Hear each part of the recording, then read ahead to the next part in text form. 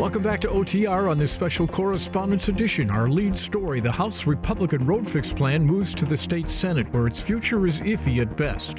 Around the OTR table this week, Simon Schuster, Clara Hendrickson, Elena Durnbaugh, and Jordyn Hermani. Sit in with us as we get the inside out, off the record. Production of Off the Record is made possible in part by Bellwether Public Relations, a full-service strategic communications agency partnering with clients through public relations, digital marketing, and issue advocacy. Learn more at bellwetherpr.com. And now, this edition of Off the Record with Tim Skubick. Welcome to Studio C as we go into spring, we hope, in Michigan with Off the Record. Well, here's the deal. The House Republicans passed a road fix plan, and there are elements of it which will be popular in the democratically controlled state Senate. However, ladies and gentlemen of the panel, is the House Republican plan DOA in the Senate, yay or nay? Partly. Oh. Yes? Yes. Yes? As is, yes. Yeah. Yeah. Why partly? Because there are areas in which the governor has explicitly said she wants in a road funding solution that the Republicans have included. And Matt Hall has noted that they have areas of commonality, which are they want hundreds of millions of dollars in cuts in the budget, and they want to redirect sales tax revenue from gasoline to roads. I mean, these are things that both the governor and Republicans have said they want. All right, so talk to me about the House plan. Well, the House plan, it's, a $3.1 billion road funding plan. I actually wrote it down here to make sure that I wasn't going to mess any things up. So it wants to take about $2 billion in corporate income tax earmarks, send that straight to roads. It wants to nix the 6% gas tax and put in a 20-cent increase on motor fuel. Basically, it wants to take all this money, redirect it back to the roads.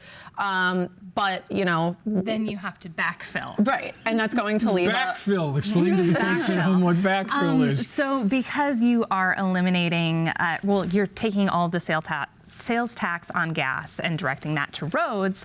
A portion of the sales tax goes to school aid fund, and you can't leave schools without money. It would be something like $700 million would be the whole... plan... 765. 750 million. Anyways, it's going to leave a hole, a sizable hole in the state budget. Let's talk about sort of the three main ways that there's still so much distance, or in other words, there are a lot of potholes this plan could hit before it goes to the governor's desk. The budget cuts. Whitmer has talked about maybe $500 million in budget cuts. Right. The Republican plan is almost Republican plan is billions of dollars in potential cuts. That's huge. So a lot of tough decisions and negotiations still. Whitmer has proposed more money for public transportation than what's in the Republican plan. That's still probably an area of negotiation. And then the mega tax credits. We have Republicans trying to get rid of these legacy tax credits to create revenue for roads. That's sort of a non-starter for Whitmer. She basically said that trying to get rid of these would be the state saying that we're not seeing our end of this bargain that we made with companies through. And a lot of business advocacy groups are worried that this is going to damage the state's reputation with businesses. With your permission, let's put that mega thing in perspective. During the bad recession of 2008, Jennifer Granholm in the legislature, governor then, came up with this idea to keep the autos here. Okay, I mean, they were on the ropes. Okay, and this was a long-term commitment here. If you stay here, we'll help you for 20 years. Now come the House Republicans and say all bets are off? Yeah, the conversation is that with business incentives like the mega credits, companies haven't delivered on the number of jobs they've promised, and that, you know, the state is pouring millions of dollars into them every year, and we're not seeing the results in Michigan economically. And so instead of cutting these big corporations a check every year, the state can keep that as extra revenue to pay for roads. Did you hear the thud in the business community? Yeah, absolutely. I mean, and it's not just mega credits as well. They've also proposed earmarking corporate income tax in such a way that there's now $0 appropriated for the Strategic Outreach and Attraction Fund, which is Attraction Reserve Fund, which is a key economic development fund that's proposed by Governor Whitmer. Now, Republicans say to get more jobs. Yes, but as Elena said, this hasn't necessarily, and reporting at Bridge as well, has shown that this hasn't really borne fruit, at least not yet.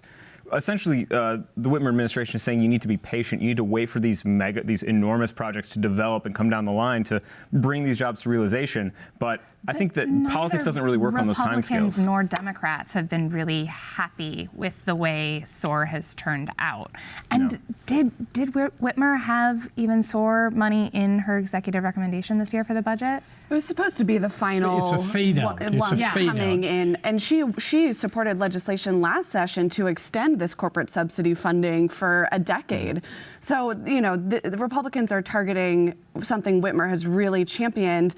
And you also have Hall kind of seizing on this momentum where you see the bipartisan support for these corporate subsidy funds fading a little bit. And he's basically saying, do we want, I think this was a quote he said this week, do we want corporate giveaways or do we want to fund roads? And so he's sort of putting Whitmer in a little bit of a tough place. And it's hard for Democrats to make the case and say that, we can talk until the cows come home about the backfilling, how this is going to be paid for, whatnot. But the real fact of the matter is Democrats don't have a plan. Whitmer has put forward a plan, but that does rely on stress. Right, but that does rely on Democrats to be able to put forward some legislation in order to further that plan. They haven't really done that yet. There's been an introduction from Representative Farhat in the House. That's probably not going to go very far, considering that the Republican House has already passed its own plan. And the Democratic Senate has done nothing but sort of, poo-poo the fact that this has gone on the way it has. Whether or not we want to talk about, has this been done correctly? Sure, fine, there might be an argument there. But insofar as saying, well, we don't like that plan, this is almost like, when federally, the Republicans wanted to repeal Obamacare, but you had nothing to back up. Okay, you take this away. So what's your solution? You can't just say not this. You have to offer something in return if you're trying to say that this is not the way to go. I think Jordyn's hitting the nail on the head here, in particular because after the Republican House plan passed, we asked the House Minority Leader Ranjit Puri, what are the components? What are the fundraising mechanisms that you and your caucus would support? And he couldn't name any. So Governor Whitmer, while she has sort of a plan, it's more of like the loose outlines of a plan. She wants $1.7 billion from business, but she hasn't said how that money is going to be raised. So she's essentially dragging Senate Democrats, who haven't come up with anything comprehensive of their own. Senate Dems haven't come up with anything comprehensive on their own, and House Democratic leadership is just like, oh, well, we're open to negotiations, but won't say what should be involved in those negotiations. So she's dragging them, kicking and screaming to the negotiating table. She said after spring break she wants to bring the sides together and have them negotiate. But there's no counter proposal to balance against what House Republicans have proposed. But look, we've had this argument in this town for years, which is we can help business or we can unilaterally disarm and throw up our arms and say we're not going to do anything. And what happens as a result of that? Ohio comes in, Indiana comes in, Timbuktu comes in and cherry picks all those jobs. So you can't have it both ways. But I want to go back to the fact that we at Bridge have done some extensive reporting on this where, if this is the case that these businesses are coming in, that they're making jobs, they're doing a poor showing of illustrating that these jobs are being created, that this is going to be bettering Michigan. So I understand where people are coming from when they say, these corporate subsidies, we've had them for a number of years now. They don't seem to be working. If the argument is, well, we need to bear it out and give it a little more time. Okay, how much more time? And at what point is it acceptable to throw in the towel here? Well, and adding to that, how about the GM battery plant in Lansing, which they sold off after the governor made the deal with them? And I think part of the Marshall, which has been, construction paused, and then the number of jobs at that site has changed. So you make deals sort of with the initial promise that a certain number of jobs will come, and then things change. Companies make different decisions. A different president gets elected, and suddenly the EV market looks, totally upended. So it's a shifting set of criteria that lawmakers are having to deal with. If you're the auto folks sitting in your boardrooms saying we've got this tariff problem with Mr. Trump, we got the EV problem, and now Lansing is not helping us out. What's going to break this logjam, guys? Yeah, exactly. Crickets. Your guess is as good as mine. Fortunately, that's not my job. Right? Yeah, I'm not responsible for that one. But I mean, we're talking about the fact that Democrats don't have any real sort of road plan at the moment. They are at least kind of competitive on the idea of giving some sort of a tax break to Michiganders. Like, at least there's some kind of conversation going on there for them. But yeah, insofar as all of this road funding stuff, it's not looking great. Go ahead. Well, and all of this gets complicated by the Republican approach to budgeting, to scaling back the income tax rate, and we have a massive hole created by the roads plan in the budget. Yesterday, a bill came up in the Economic Competitiveness Committee that would give tax credit to families, and the House Fiscal Analysis said that it would reduce revenue by like 1.4 or 1.6 billion. So these tax cuts, wherever they're coming from, are further reducing what would be the general fund. It's a mess. Everything here is connected. I feel like if you've seen Always Sunny in Philadelphia, I feel like Charlie Kelly with the dartboard over here with the strings attached. Yeah, everything here is attached. You know, the longer the Democrats don't have a road funding plan that they can put forward, but you know, Senate Democrats do have some form of a tax plan. They want to have more targeted relief, whereas you know the House Republicans want to talk about reducing the income tax by you know, something from what 4.25 to 4.05%. You actually crunched the numbers on this, and you said like for the median household, it would only save you like $130. That's correct. Yeah, I mean, it'd be a relatively small increase, but this goes back to a 2023 surplus of revenue where, because baked into a 2015 roads plan that showed when there was such a surplus of revenue, that it would bring down the income tax. Yeah. Republicans said that this should have been a permanent change, but I believe the Michigan Supreme Court ruled that it's just going to be a one-year deal, and so they want to make that permanent. But Matt Hall said explicitly that this is going to be part of budget negotiations. But I think the bottom line is that the roads plan, the Whitmer administration would have much preferred if this was a deal that was hashed out behind closed doors. That's, I think, the way that they preferred to operate since Whitmer has entered office, especially on major legislation. But it's not something that, I mean, Matt Hall's decided to make this an extraordinarily public process and in turn kind of put the screws to Democrats at Whitmer on what he wants to see in a roads plan. 2 words, user fees. Well, I think that's a great point, Tim. It's the way out of the woods. Well, you see Governor Whitmer calling for a long-term sustainable road funding plan. At the same time, you're hearing people in the road industry and road officials saying cars are becoming more fuel efficient. We're not going to be able to rely long-term on gas tax revenue. Something's going to have to give at this point. So is this a 2-year plan, a 5-year plan, a 10-year plan? Who knows? But somewhere down the line, there's probably going to be a discussion about, you know, usage fees. I think that's how she gets around Matt Hall on the revenue increase. It's not a general across the board. And she hinted with the marijuana tax and the vaping tax. Those are all user fees. Okay, why not put a fee on you play golf? No. Okay, good. then we can put a user fee on golf. Okay, and the golfers who want to golf, and for those of us that don't golf, we don't have to pay the thing. I think that's the way out of the woods on the revenue piece to get Mr. Hall on board. Or am I off base? So I think you're on to, you're definitely onto something there. But you know, talking about that happen? but talking about, you know, you bring up, for instance, like the taxing the vapes, for instance. Back during the State of the State, I actually just reported on this not too long ago. Hall had openly acknowledged that proposal was DOA because of the fact that the administration, what they're pitching about taxing vapes at the 32% wholesale tax, it also contains a provision that would ban any vaping products that are not currently FDA authorized. The number of FDA authorized vaping products is only like 30 something, and pretty much none of them are flavors other than menthol. Matt Hall openly said, he said, this is another attempt at the vape flavor ban, which we've seen before out of Whitmer, which was, you know, struck down by the courts for not going through the right rulemaking process. You know, if you're trying to make the case for user fees for collecting this money elsewhere, but that also contains smaller provisions that might, you know, get in the way of itself, it just doesn't seem like there's serious negotiating going on here. There's another piece of the user fee. Remember, we had a ballot proposal. Rick Snyder, remember him? Okay. And this was a user fee to help with the schools, and that got turned down by 80% of the people. So that's, you know, if they're going to do the user fee route, they got to be very careful to pick on the people that are the smallest number that raises the largest number of dollars. Insightful, but it'll never happen. We'll see. Okay. We've been talking sort of about this Republican income tax rollback. That is also DOA, right?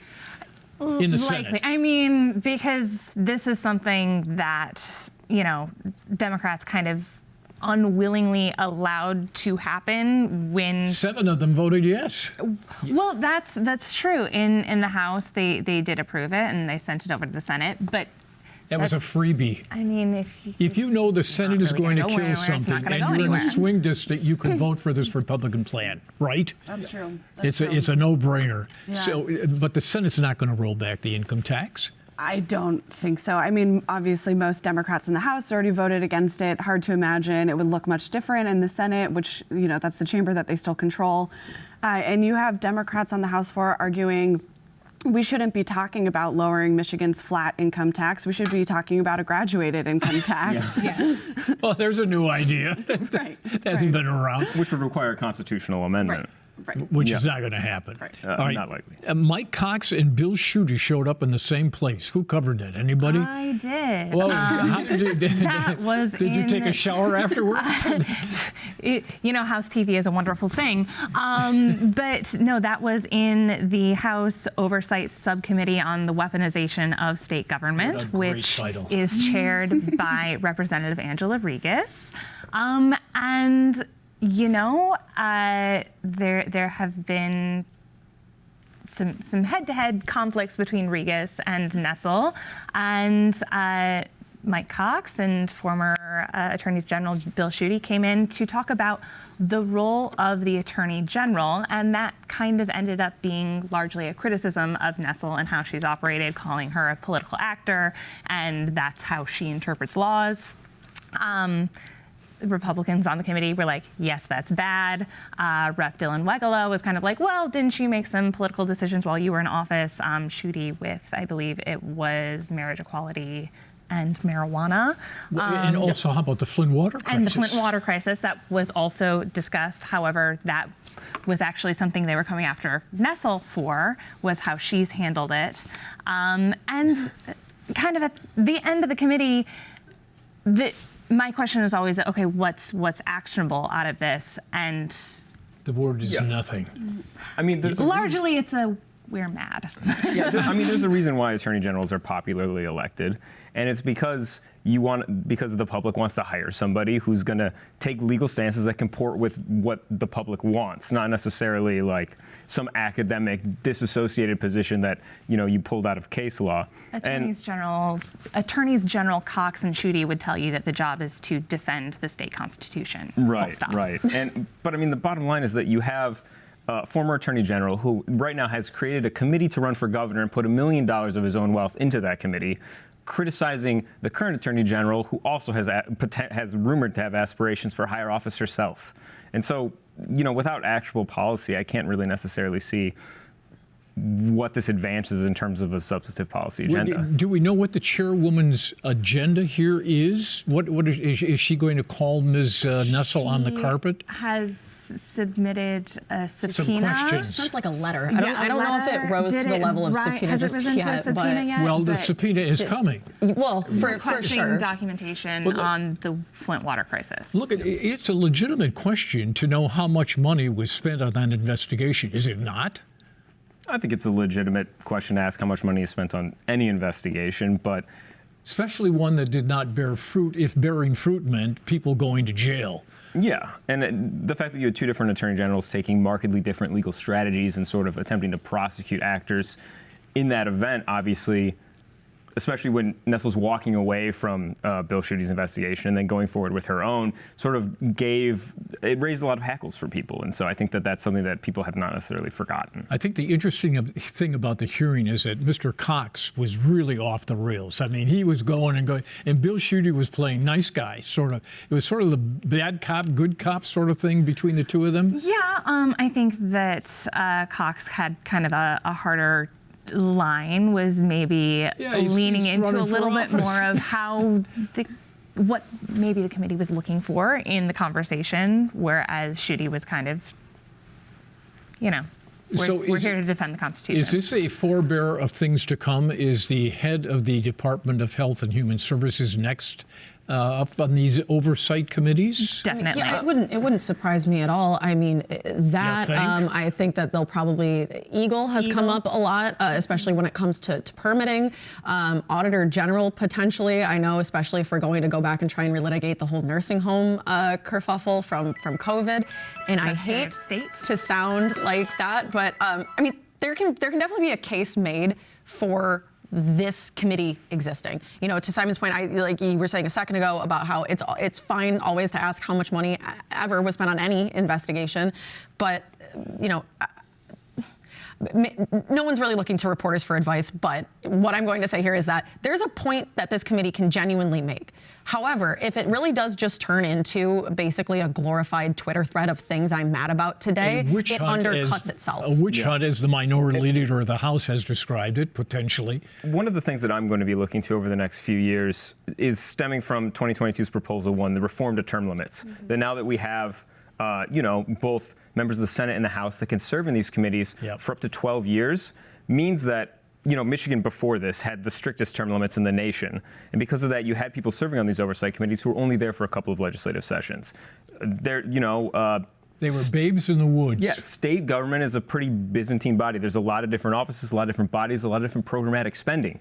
And if you give oversight members enough time to really understand these and provide substantive oversight, what I'm interested in is whether we're going to see a shift in the role of the Oversight Committee to doing more substantive investigations with members that are better versed in the functioning of state government. Yeah, because by the time they get their feet underneath them, it's already time for them to leave, or it was under the last terms, and then you're back. What is the Department of Energy? And I think political theater is always going to be a part of what the Oversight Committee does, regardless of who's in power. But the question is whether beyond that we can see investigations that actually get at the heart of the functioning of state government, not necessarily independent bodies of the executive branch. Well, look, oversight is an honored thing that the legislature has had for years. And before term limits, you'd have chairpersons who had been there for 20 years.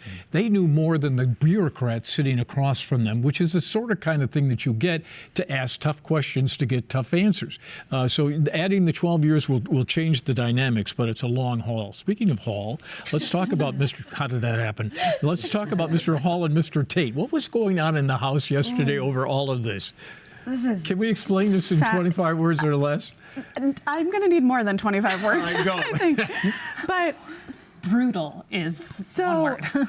So immigrant rights advocates have been trying to get lawmakers to pass legislation to allow undocumented folks the ability to get driver's licenses. Because they want to get work. They got to get to work. Safety, work, why anyone else would want a driver's license. So that bill died in the lame duck session. Democrats reintroduced that legislation this term.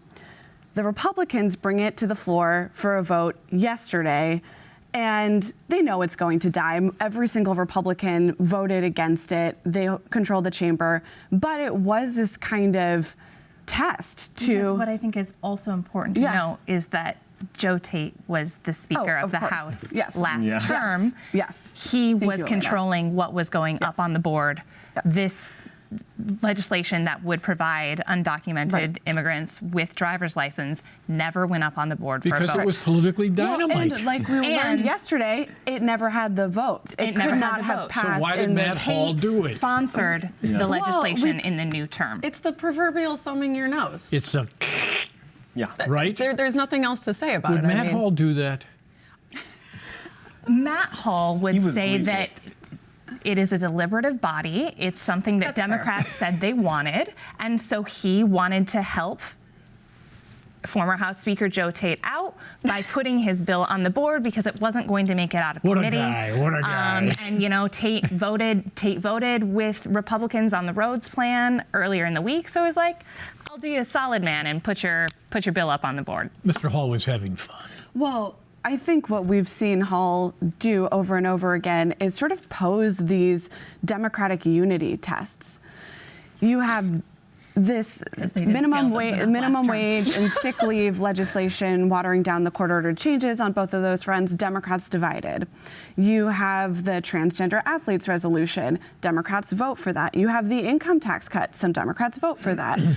So you're seeing all the ways in which Hall is kind of posing the question to voters: if you give Democrats a majority back, what can you expect from them? And it's not clear. I mean, any sort of Democratic majority is probably going to be razor thin.